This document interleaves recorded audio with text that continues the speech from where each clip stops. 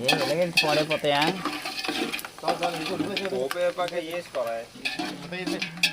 జీడిపప్పు, బాదం పప్పు, పిస్తా పప్పు, గన్నేరు పప్పు తప్ప అల్లం, పచ్చిమిర్చి మొత్తం ఏరియాకి వచ్చిన తర్వాత స్టైలే ఉప్మా స్టైలే మారిపోయిందండి. చూడండి, కత్తితోటి కొయ్యాలి తమ్ముడు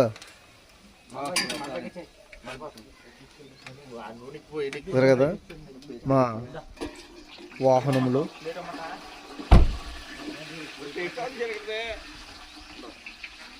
ఒక రోడ్డు పక్కన ఆపుకొని వంట కార్యక్రమం అయితే పెట్టాం.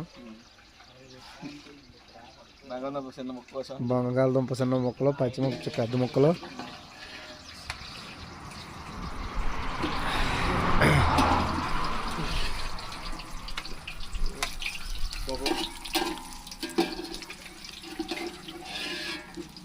ఇలా మాడిపోతుంది తొందరగా.